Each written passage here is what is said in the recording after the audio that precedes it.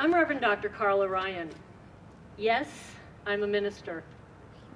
And I'm here to speak about Proposition 115.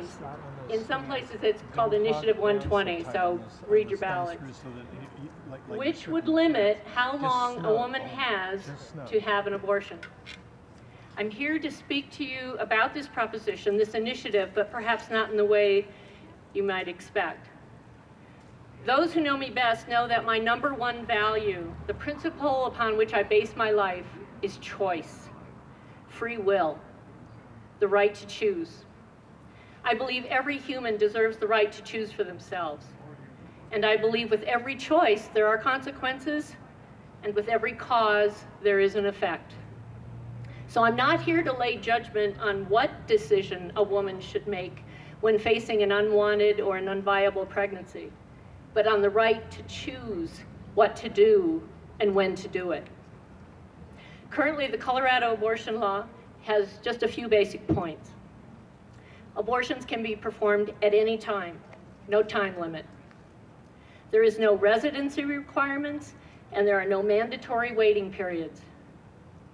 Only licensed physicians can perform abortions with accepted medical procedures in a facility licensed by the Department of Public Health and Environment, so there is oversight.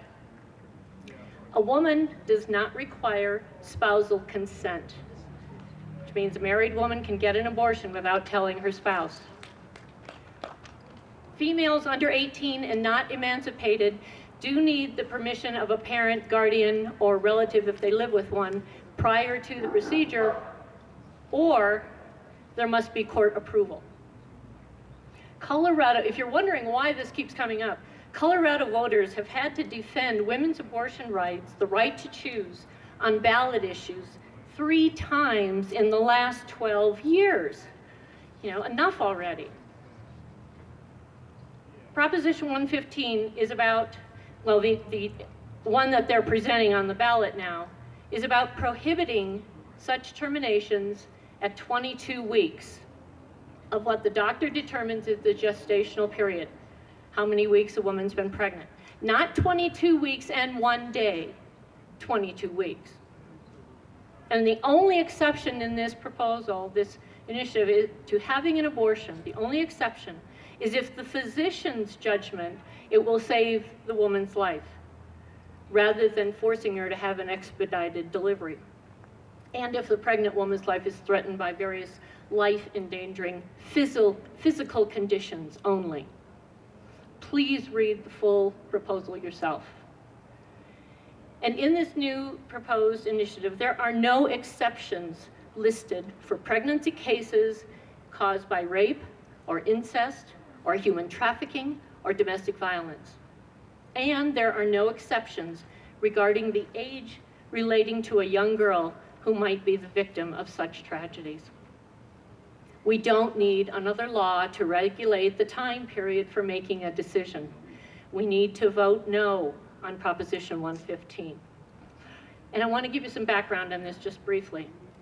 From the research I've done, Colorado women already are making pretty good decisions when in this difficult time. Let me just give you a couple of numbers. In 2011, the abortion number in Colorado was 14,710.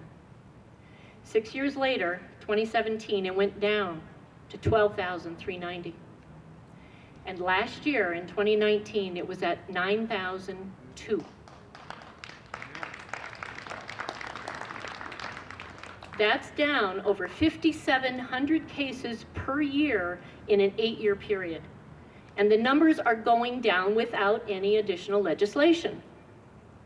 Over half, 57% of those procedures are for women in the age 20 to 29, and 55% are white women. Now, out of those 9,002 last year, only 171, for whatever reason, were performed after 20 weeks. The majority, 72%, were done within the first 8 weeks of pregnancy.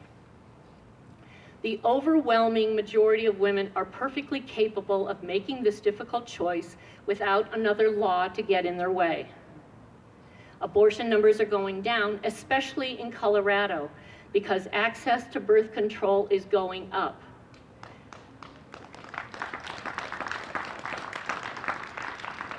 State and federal dollars now offer funding for free birth control and low-cost IUDs, and then there's the morning after pill. And many birth control options are now available at local pharmacies. Not every woman has to go to a doctor to have an exam to get a prescription. So who pays for these abortions? I just want to be clear about this. Abortions are not paid by most health insurance policies. And public funding, such as Medicaid, is available only in cases of life endangerment, rape or incest, or if the woman is endangered by physical disorders, injury, illness, or certain psychiatric conditions. Which means women must come to the clinic with cash to pay for the procedure. And the further along in the pregnancy, the more expensive it is. And about those clinics, out of 64 counties in Colorado, only 13 counties currently have a clinic where a woman can go to have the procedure. Women are making conscious and positive decisions. They don't need, we don't need, another initiative or law to regulate our bodies or limit access to quality health care or get in the way of making such a difficult choice. We're perfectly capable of regulating ourselves. We all have a choice to make on our state ballots, and I pray you choose to vote no on Proposition 115.